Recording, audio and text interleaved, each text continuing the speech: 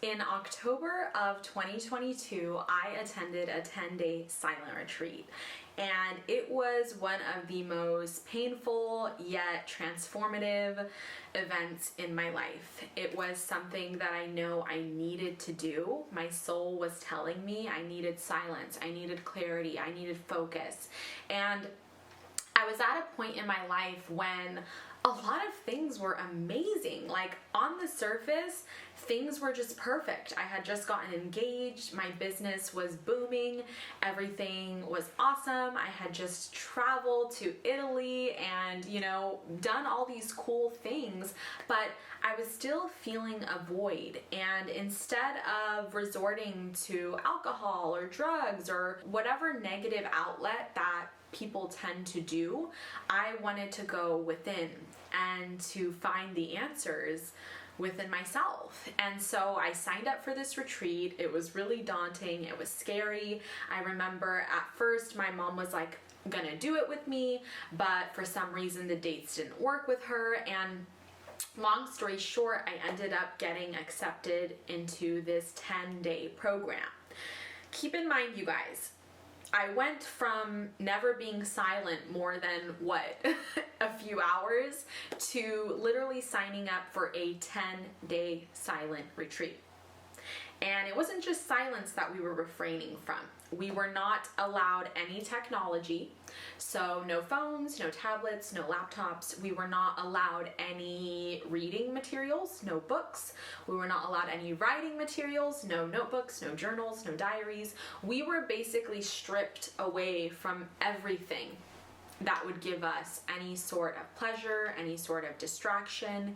And all of us in the program were fed a vegetarian diet, and it was a very strict eating schedule. So, you were fasting the majority of the day and eating breakfast, lunch, and then no dinner. Dinner was literally tea or coffee, and that was it. So it was one of those experiences that just shocks you, right? Because you're so used to living a certain way. You're so used to having a dopamine hit right on your phone. You're so used to having the freedom to do anything you want, and to all of a sudden be confined to these rules and to this schedule. It was hard. It was tough. And I would be lying if I said I didn't want to leave. I didn't want to run away.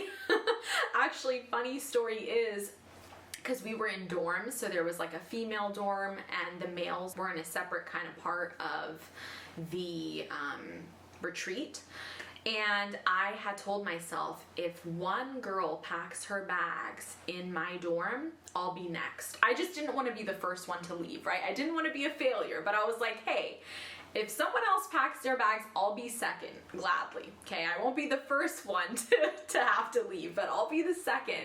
And I vividly remember being in the dorm, and I saw one of the girls like taking her luggage out of her room, and in my head I was like, yes, she's leaving. That means I can leave. That means I can just run and go home and be with my fiance. And then I saw her take the broom out, and I realized she was cleaning her room. She wasn't leaving, she was just bored and she was cleaning. And I was like, oh no, looks like we're stuck here. But I don't want to say that as if like I was forced to stay or anything. I knew that I was meant to stay, but as so many of us know, there's what we're meant to do and there's what we want to do. And a lot of us try to just do what we want, but we're not really dedicated or disciplined enough to do what's meant for us. And in this time, what was meant for me was to do this 10-day retreat and to get everything that I needed out of it. So in this video, I will be sharing the top lessons that I learned from that silent retreat. So the first thing that was quite evident was how heightened my senses became when I was silent. Everything became more vivid. Everything. The flavors of the food, the sound of the birds chirping, the crunch of the leaves that I was walking over, the view of the sunset. Everything was so much more alive, so much more vivid, so much more real. I felt completely connected to nature. to my surroundings, to the beauty that we so often neglect, that we so often take for granted. I remember like getting my morning tea for breakfast and just looking out across the desert and the mountains and feeling like, wow, this is Earth. Like, look how beautiful everything is, and we are just over here always stressing about work and money and things that really disconnect us from the world.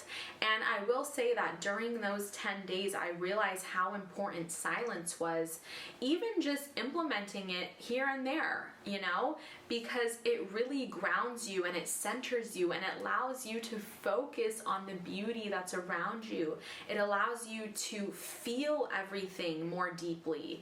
Your sound is heightened, vision is heightened, taste is heightened, touch is heightened. Everything was just so much more vivid. The second thing that I realized was how much technology had chipped away at my intuition and at my spirituality. While I was on that retreat, I had some of the most realistic dreams that I've ever had in my life. And I realized it was because I didn't have my phone. I didn't have my TV. I didn't have all the things that's always distracting us from our intuition, from our gut, from what truly makes us human. And all these devices really take us further and further away from our true essence, from our true aura. And during those 10 days, I felt so intuitive. All of the questions that I had were answered. It was like as soon as a question came up in my head, it was immediately answered. The answers were all there. And I realized that all of these years, I was searching everywhere for answers. I would search on Google. I would ask people. I would, search everywhere besides within for the answers. And I realized that if you become silent, if you take away technology, all the answers are there. All the burning questions that you're unsure about, that you're indecisive about, all that is already within you. You just need to remove all of these things that are blocking the intuition, that are blocking the messages that the universe is always trying to send to you. This goes hand in hand with the third thing that I learned, which is that healing starts when distractions are removed. A lot of us distract ourselves from truly healing. A lot of us think that we need to do something to heal. We need to journal. We need to go to therapy. We need to find a fitness routine. And while all these things are nice, they're technically distractions, because when are you truly sitting with that pain? When are you truly reflecting on that pain without any words, without any action, just simply being with that pain, being with that feeling? Giving yourself the space to feel it, to reflect on it, to understand it. Not many of us give ourselves this time and space to just be, to just feel. And I realized that all of this time I had been chasing healing. I thought healing came with writing poetry. I thought healing came with writing in my journal, with talking to a therapist, with doing things that filled my cup. And while yes, those things do bring healing, I think ultimate healing, like full closure healing, comes from not doing anything. Comes from literally sitting with that pain and feeling that pain. Whether you need to cry, whether you need to scream, whether you need to do anything to feel it, I think it's necessary. And I saw that during the retreat, it was insane how many people were crying during meditation, how many people were screaming, how many people, even some people vomited. And it was them releasing all of that pain, all of those toxins, all of those memories, because for years they had been suppressing it. And these 10 days allowed us to really feel that pain and understand our pain and to move forward from the pain.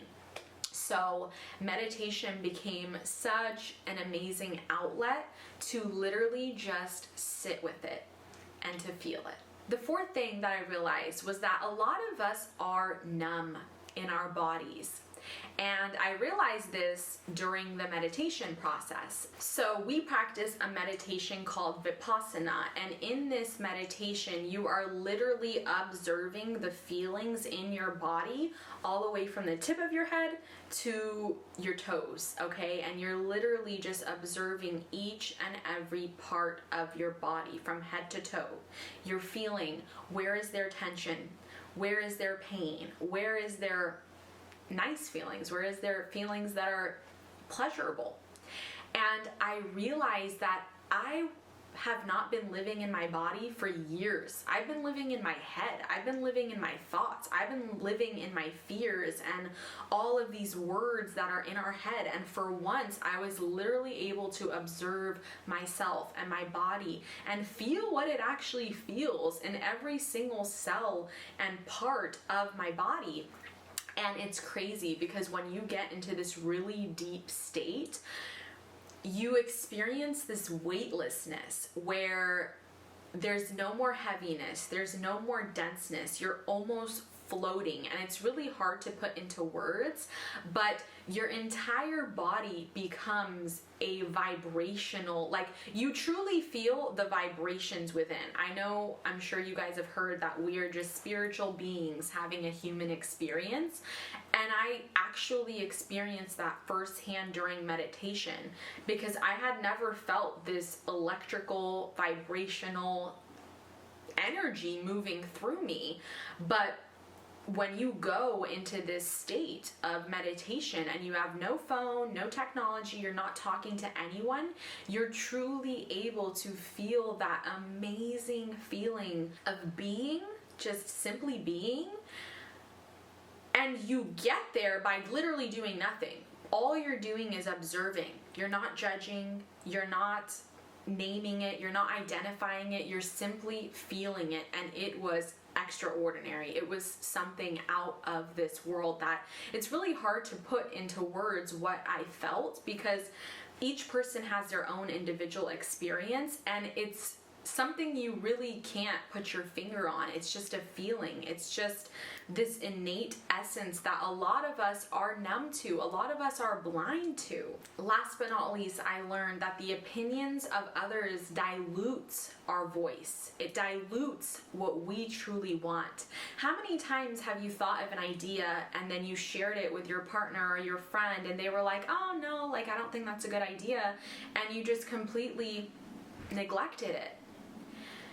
So many of us seek validation, seek an audience, seek confirmation from others, but we need to listen to our own voice. When you are given that space to be silent, you have no other option but to trust your voice, to follow your voice, to hear your gut, to truly only do and seek the things that you want.